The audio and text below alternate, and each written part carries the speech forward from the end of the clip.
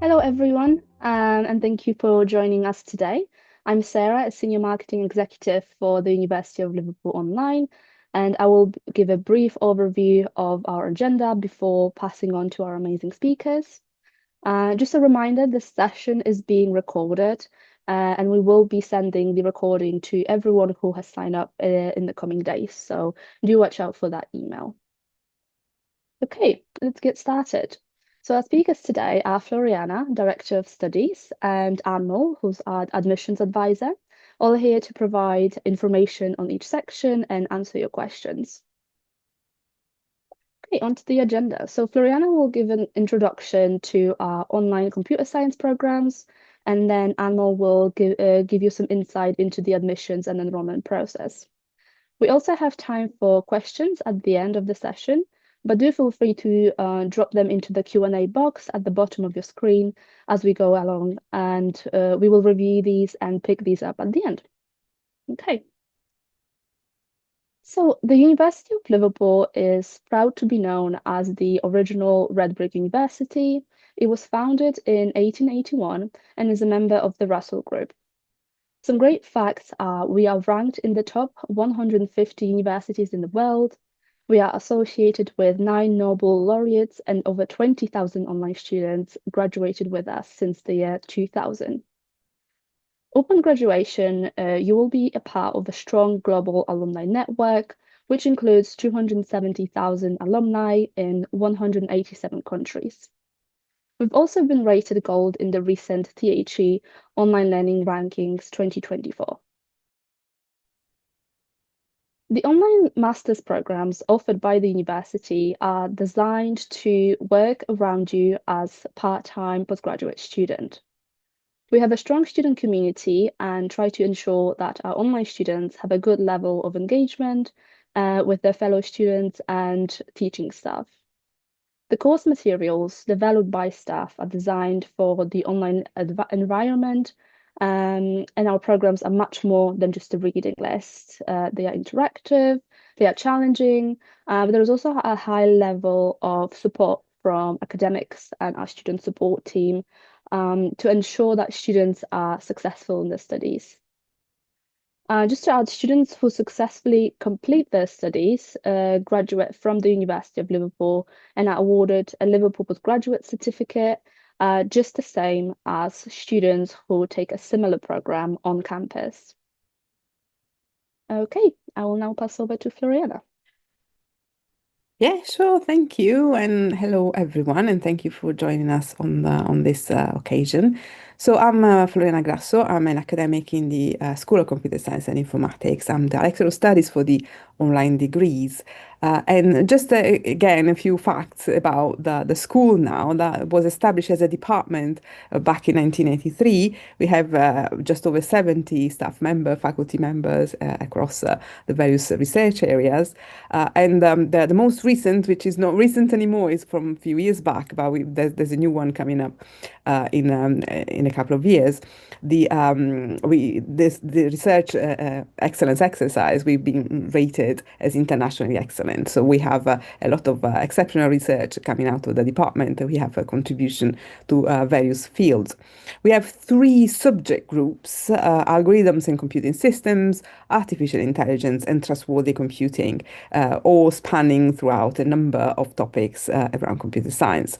World-class research centers, award-winning teaching, and we have been the first school in the university to have an online degree. So we have been online with the very first IT MSc from 2000. So we're celebrating this year 25 years of online learning.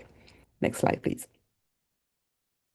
So the As a Russell Group university and as a research-oriented universities, we pride ourselves in having research-led teaching and learning, which means various things, which means that you can learn in the culture of research excellence that I was mentioning before, but also that the degree themselves encourage you to do some research, of course, master level research, from software engineering to machine learning. We are very passionate about the fact that our students, our online students, participate to research in some way.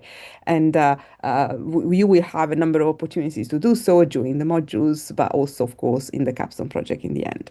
Next slide, please. So courses, we have six exciting master degrees in the computer science area, and we will talk about them in a few seconds, but they broadly are divided into three kind of types. We have the computer science MSc and the data science and artificial intelligence MSc, which are kind of more foundational. The cybersecurity and information system management MScs, which are focus oriented on specific topics. And then we have the artificial intelligence and the big data analytics MScs, which are the specialist degrees. Next slide. So let's go through all of them very briefly, just to have an idea of what they are designed for and what the module structure is. So the computer science MSc is designed with that, especially for students who have no computer science background. So the idea is that really, if you want to know a little bit more about computer science as a subject, have a broad view around the major topics in computer science, and perhaps you haven't got your first degree in the area, or maybe your first degree you need to refresh a little bit your knowledge around the area, that's the one for you. So you will be able to gain a critical understanding of the domain of computer science as a whole, including all recent development, for instance, of course, artificial intelligence. We can't get away from artificial intelligence. Next. So the structure of this particular MSc is like the one you have on your screen now. We have a number of core modules, and you will see this structure in the same way for other MScs as well. So we start with a global trend in computer science module. And this is basically all programs, in fact, start with the same module. And the idea of this module is really to put you in the right place. So trying to have a broad understanding of the cutting edge topics in computer science and ready to start your journey with us for the rest of your MSCs.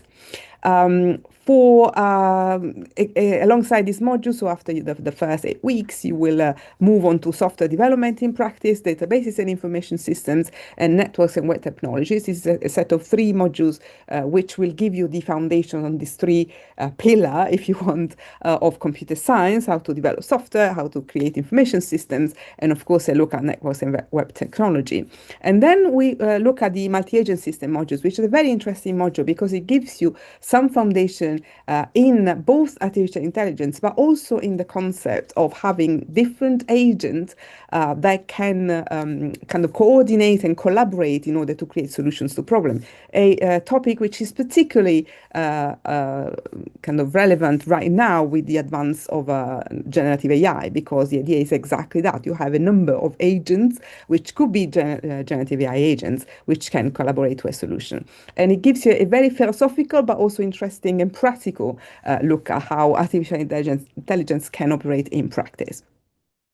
After that, you have 2 elective modules, so the opportunity to pick 2 electives from a choice. And we ask you to pick at least one from either reasoning intelligence systems or machine learning in practice or robotics, so from with an AI lens, if you want. And once you do so, you can either have another one from the same pot, or you can broaden your understanding with other subjects in the area, so data visualization, cloud computing, security risk management, or information technology leadership, strategic technology management, technology innovation change management. So you can span through kind of more practical modules, more cybersecurity oriented oriented modules or more managerial type of modules. At the end of this, the final module that we have is research methods in computer science. And this going back to my point that is a research-led university, learning and teaching is dictated by our passion for research. So in this module, which you do right before your capstone, you will understand what is the meaning and the tools and the significance of doing research in computer science, of course, at the master level. And you will be introduced to different topics, and you will start forming your ideas about whether you want to progress onto a capstone. And then finally, the capstone. So the capstone is, which is in a way a signature for our programs at the University of Liverpool, online programs. Not many online degrees will concentrate on this piece of research at the end. So we have a 60 credit capstone project, in which you can really try and investigate a topic of your choice, maybe some of the things you have already encountered on your journey throughout the program, or maybe something new, and you will work with a dissertation advisor lead to investigate this topic in detail. Next, please. So for data science and AI, again, this is a program which we designed with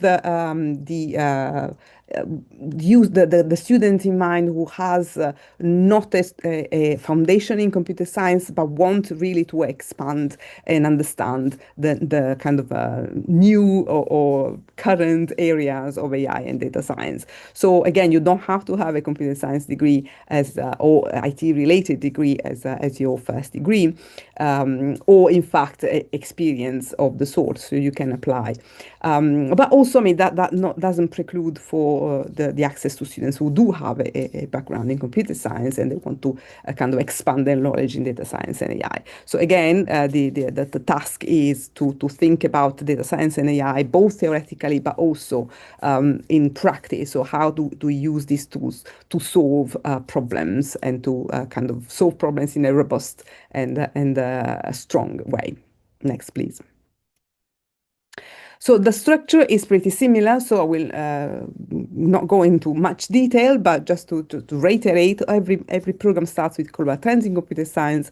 And for this particular program, we ask students to do a little bit of maths and stats, which whatever we need for actually implementing data science solutions. So there's a mathematics and statistics for data science and AI module. And then, of course, databases and information systems and some software development in practice. So again, it gives you the foundation to move forward. And then you have the choice of 3 elective modules. And we ask you to pick at least 2 from the reasoning intelligence system, machine learning practice. So again, everything that is more related to AI, of course, as in the title of the program. So at least 2 from this, and then you can pick a third from the same group, or you expand your view a little bit and think, for instance, of data visualization or cloud computing or networks and web technology. And again, we conclude this MSc with research methods and, of course, the capstone again. For cybersecurity, this is one of the 2 programs which is actually, we think of them as focus programs. So they are really concentrating on a specific topic, cybersecurity in this sense. They are open to everyone, both with and without a computer science background. But we don't think of them as foundational, but rather than focus, so more specific and more specialized, if you want. So again, they are all around, this one in particular, around cybersecurity, and both from the theoretical point of view and to the practical point of view with some hands-on exercises.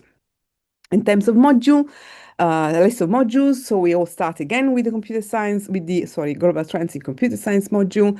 Then we have a series of focused modules: security, engineering, compliance, cybercrime prevention and protection, networks and web technology, cyber forensics, and security risk management. So you can see they are all very much oriented towards the cybersecurity angle.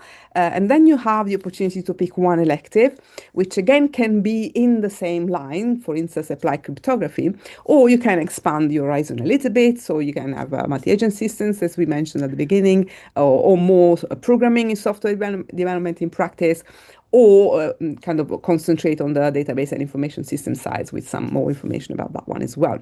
And we end up, of course, with research methods and the computer science capstone project. The second most specialized or focused program is the information system management program, which is, I mean, we like to call it the MBA for IT. So it is really how to use the knowledge from IT and your understanding in IT to drive business forward. So to kind of foster innovation in the business through the use of IT. So again, you do not have to have a computer science or IT related background to enter the program, but so we will be guided through the various topics nevertheless, or you can have an IT related background, of course. And the typical choice here for students taking this particular program is either they come from IT and they want to move to a managerial role, or they come from another discipline altogether, and they want to see how IT can help them solve problems in their own discipline. In terms of structure, again, we start with global trends in computer science, and then we have a number of modules which are dedicated to how to drive forward innovation with IT, so information technology leadership, security risk management, databases and information systems, strategic technology management, and technology innovation and change management. After that, you have the opportunity to pick one elective. And again, there's a vast choice here, whether you want to move to the cybersecurity angle, whether you want to move to more data-oriented, or whether you want to move to AI or have a glimpse of what AI might mean with multi-agent systems. So you have a choice there. And we of course end with the research methods and the capstone. And finally, in our choice, we have the two specialized programs. So this is the first one, artificial intelligence, and this is designed with students in mind who do have a background in computer science or IT related or closely related discipline. And the idea here is that you want to delve deeper into the cutting edge topics that make artificial intelligence the kind of global explosion that it is at the moment. And again, the lens is both on the theoretical side and the research oriented side, but also practical tool to make sure that you can devise solutions for problems in the AI arena. Structure, we start with global trends in computer science, again, to put all students on the same page with respect to the current cutting edge topics in the discipline. But then we move to a series of very specialized modules. We start with machine learning in practice, multi-agent systems again, we have robotics, we have reasoning and intelligence systems, and natural language processing and understanding, which of course is very much the flavor of the years now with the generative AI and ChatGPT, etc. Then we have the opportunity to choose one elective module, and again, there's you can either go even deeper into artificial intelligence concepts with deep learning, or data visualization and warehousing, in fact, or you can move to cloud computing, so on data organization in a way on the cloud, or you can move to a more managerial set of modules, so information technology leadership, etc. So just to have an idea of how all the things you have learned can be applied to drive change forward in a business. We end up with research methods as usual, and the capstone project in the end. And finally, the other specialized big data analytics master program, again designed with the students with a background in computer science or again related discipline in mind. And the idea is for students who do want to have a specialized understanding and critical knowledge on big data analytics, so how to delve deeply into how big data, how data is analyzed and utilized in the learning process. And again, with both lens, both the theoretical lens and the practical lens of how to solve real world problems. So structures, by now you know, we start with global trends in computer science and we move to very specialized modules. We have data visualization and warehousing. We have machine learning practice. You need to use this data in some way. Machine learning is the way. Cloud computing, what to do with the information in the cloud, security engineering, compliance, and then deep learning. So we ask you to do deep learning this time. You really need to delve deeper into what it means to analyze and learn from big data.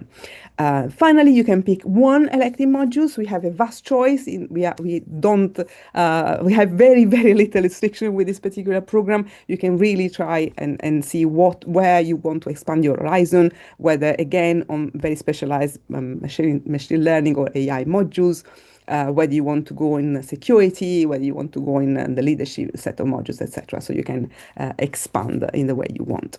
And we finish with research methods and the capstone as usual.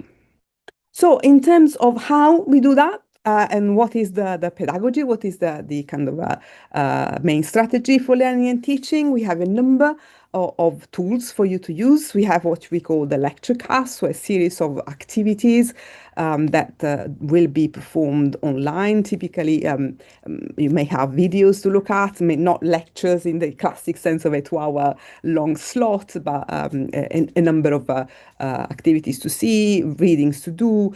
We have a discussion forums mechanism, which is again a bit our signature, which is a place where you can discuss with your colleague in the classroom about cutting edge topics. We have a number of practical activities.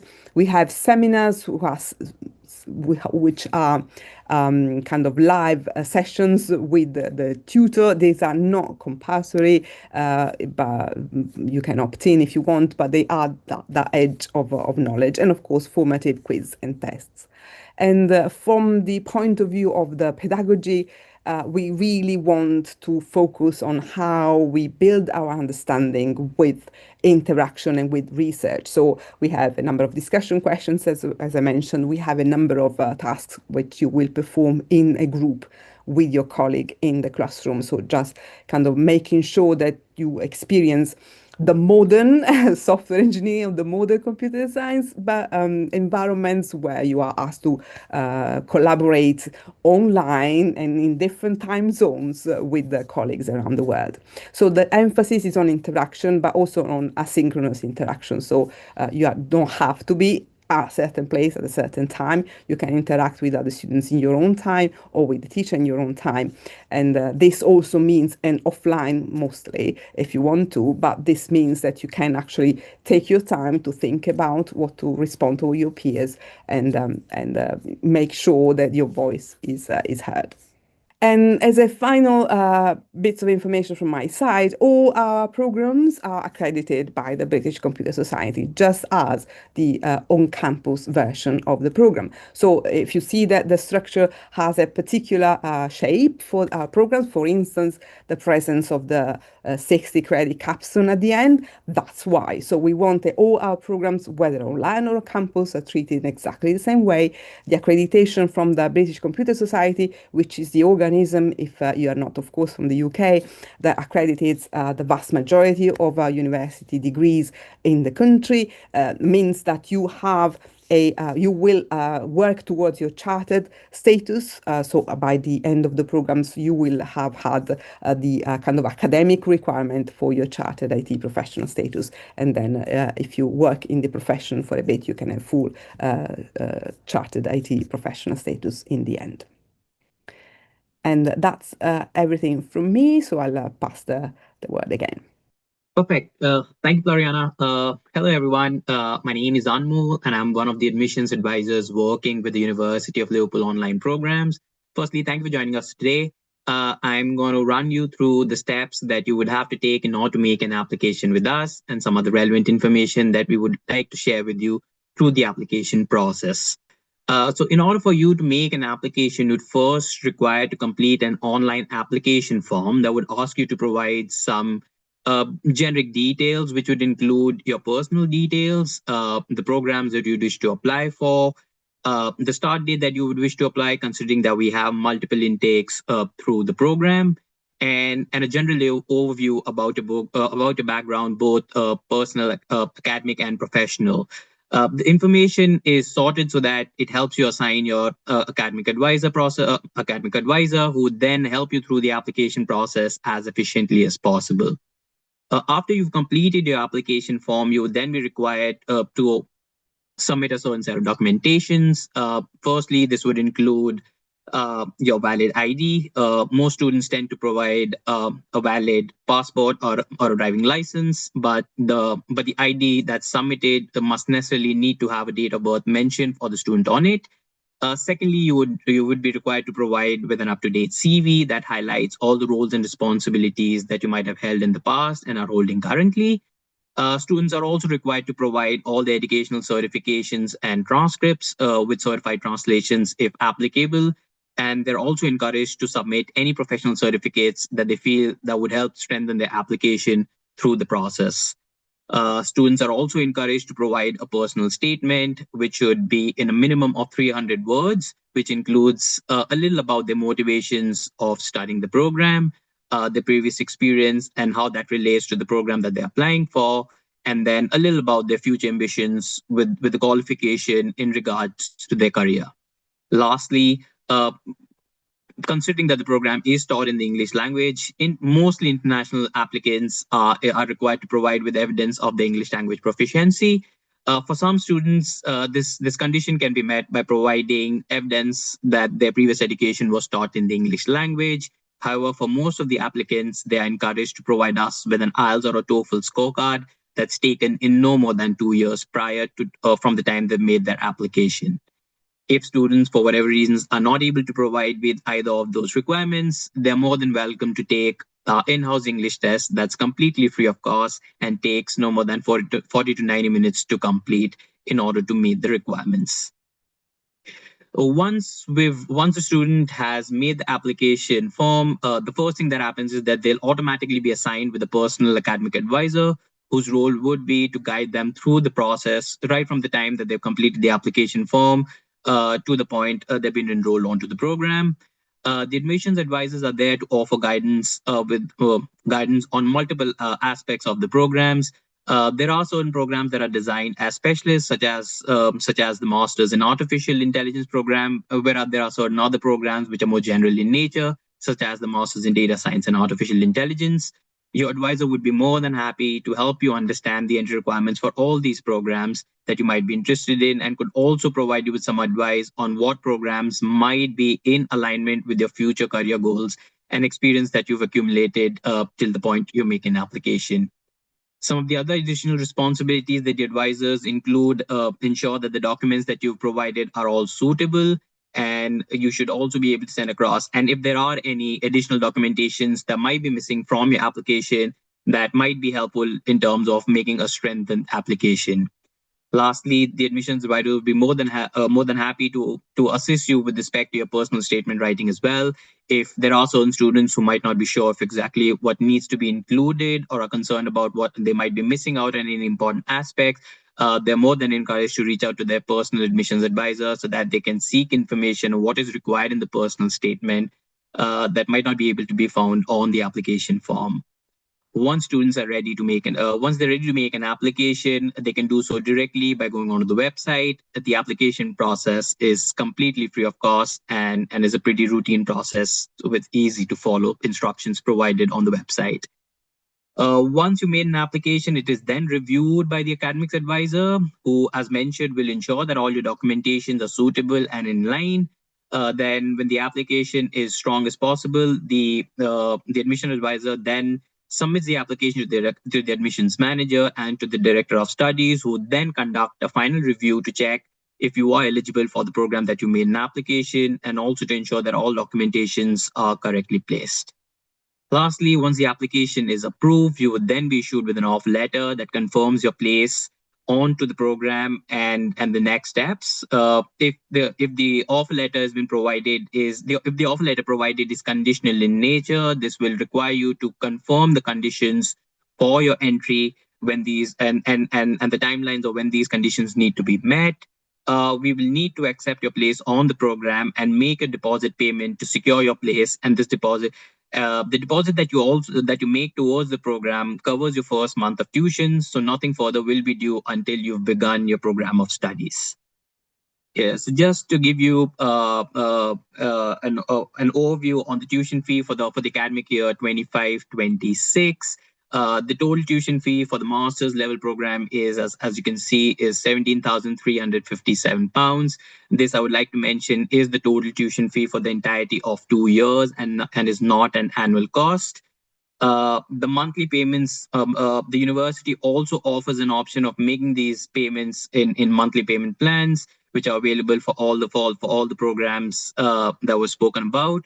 The basic concept of the monthly payment is that they can divide the total tuition fee by the number of months for the chosen program that you wish to entail in. For example, if you've made an application for the master's program, the total tuition fee of 17,357 would then be divided by 24 months, which is the total duration of the program, and the students would then be required to pay the monthly payment. Students should also be they should also know that these fees the tuition fees is subject to change, although it wouldn't change once you've been enrolled onto the program. The fees only the tuition fee, they change annually. As such, the fees on the screen that are shown are they're only applicable for the academic year 25-26. And if there would be any changes that are made if there are any changes that are made to the fee structure, the website will be updated accordingly so that it reflects the according changes, and your admissions advisor would be the first person that you can get in touch with to provide you with the concerned details. The last thing that I would like to mention regarding the tuition fee is that the fees are exclusive of any taxes that are applicable in your respective countries. This particular feature is beyond our control, so cannot be altered. But you're more than welcome to speak to your designated admissions advisors about this, and they'll be more than happy to let you know what the total fee might be, just in case if there are any external taxes that might be applicable in your particular geography. Scholarships and discounts. We offer 5% discount if you choose to pay the full fee upfront before you start with the program. This particular form of payment is preferred by is the preferred payment for employers. So it may be beneficial for students who are potentially looking for the employers to fund their education. So this particular the 5% upfront discount basically is suitable for employer-funded students. The university also offers a 10% alumni discount for all the University of Liverpool graduates. Please note that this particular discount cannot be used in association with the regional scholarship, but can be combined with the upfront discount. So if there are students who are willing to make an upfront payment and are also graduates from the University of Liverpool, they can combine both the 5% and the 10% discount together. We do offer an executive scholarship of 15% for the majority of the computer sciences program for the January intake in 2026. If I'm not wrong, the masters in data science and artificial intelligence and the masters in artificial intelligence are the only programs where the executive scholarship is not offered. But for the remaining set of programs, a 15% executive scholarship is applicable. That reduces down the total cost from approximately £17,357 to £14,700. Lastly, for all students residing within the UK, the university is currently running a 20% UK scholarship that's made available for the January intake for all the master's program. I would just like to mention that 20% scholarship is only applicable on the master's level program and not for the postgraduate certification and postgraduate diploma. But the 20% scholarship does reduce the total tuition fee to approximately £13,900. And one last point is that regional discounts up to 20% are offered by the university depending upon the geography that you might be making application from. And to get further information on this, on what regional scholarship that might be applicable to your form, to your application, please do get in touch with your admissions advisor, and they would be more than happy to provide you with further information regarding this. Yeah, so the next intake for the academic year 25-26, the most immediate intake that we have is in January. So the university is already in the process of receiving and processing applications for the January intake. The admission deadline, if I'm not wrong, is somewhere in the first week of January. And we've already seen a significant amount of traction with students applying for the program starting January. And post that, there'll be an intake in March, then May, July, September, and November for next year. Yeah, on this slide you could just find the contact details, which should make it easy for you to find for any further relevant information regarding the program. You could either go onto the university's website, or you can find a link where you can find the application form if you'd be interested in making an application. Yeah, I guess that's all from my end. That's great. Thank you so much, Anmol and Floriana. This was very insightful, and we hope this has given you all a great insight into the online computer science programs here at the University of Liverpool. As Anmol said, for more information about the programs, feel free to visit our website. And now it's time for the Q&A section. So please do feel free to send your questions into the Q&A box at the bottom of your screen. And we'll try to answer as many as we can. Okay, so to kick things off, the first question is, that might be more for Anmol. What's the application deadline for the upcoming intake? Perfect. So the application deadline would be, I guess, on the 5th of January, if I'm not wrong. But as an admissions advisor, I encourage students to make an application as early as possible and not to wait until the application deadline. So if you're reasonably confident in terms of making an application, if you've got all the documentation sorted, I would encourage you to make an application as early as possible, so that it gives us and the student both a sufficient amount of time so that we can process the application. And once your application is approved, it gives you enough amount of time so that we can send across your login credentials to get acclimatized to the learning platform. Great, thank you. And the next question might be, maybe Floriana can answer. So how much spare time would a student need to study for a program? Okay, so these are designed as, of course, part-time programs. We have a nominal kind of understanding of how many hours per credit in a way we need to employ. So each of these modules are 15 credits. 15 credits means roughly that we consider students would take about 150 hours to complete the module, so it's kind of 10 hours per credit. Which means that 150 hours to be distributed in 8 weeks. And when I say 150 hours, it means everything. So it means the time that you use for listening to the lecture class, to have a look at the material, to respond to discussion questions, to maybe interact with your lectures, to submit your assignment, etc. So nominally speaking, let's say 150 hours to put aside over the course of 8 weeks for a module. And then, of course, this is done by 8. So we have 8 modules and the capstone in the end. So the capstone is 60 credit. And I know that it is a kind of an artificial way to perhaps counting, because life gets in the way, because some weeks you will work more than other weeks, and some weeks you will just, to look after your family, etc. But roughly speaking, I think it's the way in which the courses are designed that accounting for this particular arithmetics here. Yeah, that's great. Thank you. Okay, the next question, maybe for Anmol. So, is it possible to spread the fee payments? That's correct. So, irrespective of whichever program that you might choose from, so it could be the postgraduate certification, or it could be the postgraduate diploma, or it might be the complete master's. But the university does provide with the flexibility of making these payments in equal monthly installments. So, as I mentioned, like the maths associated is pretty simple.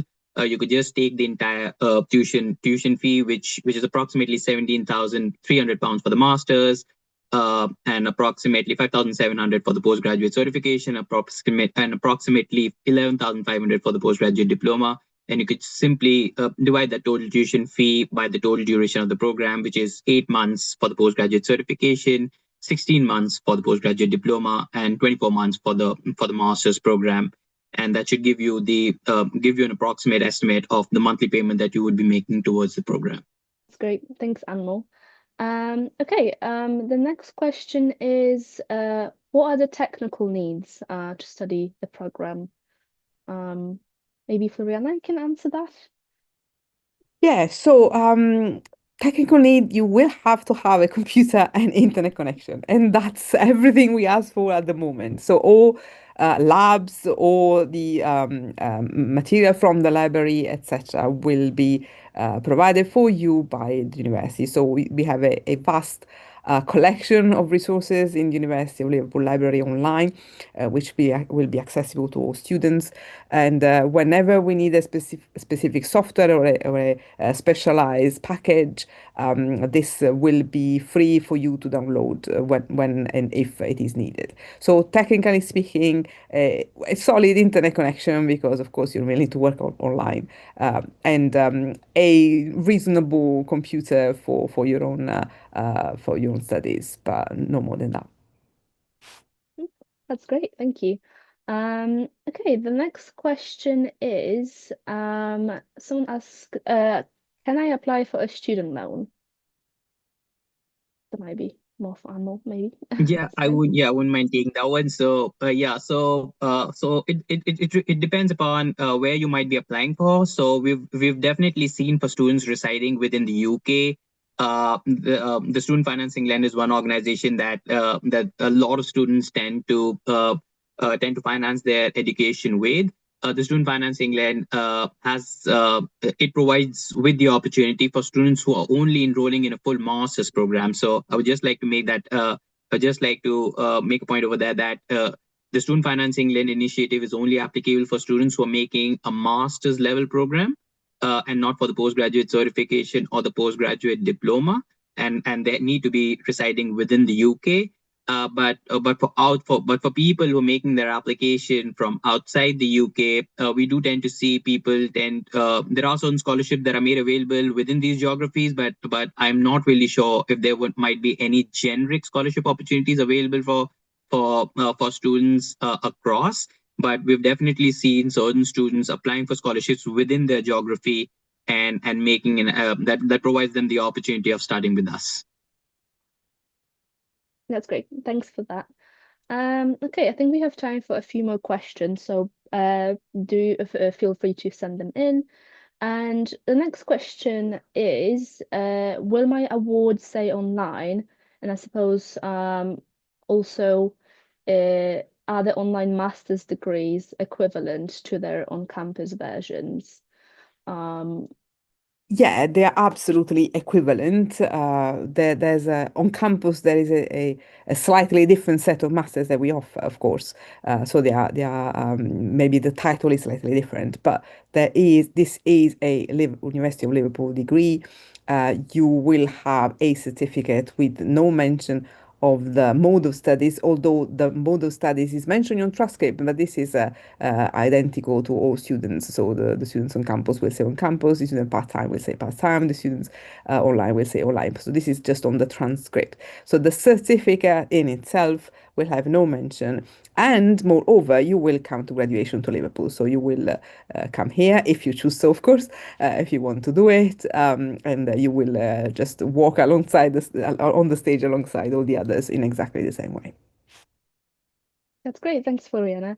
And I suppose just to kind of follow on from that, another question is how will I be assessed?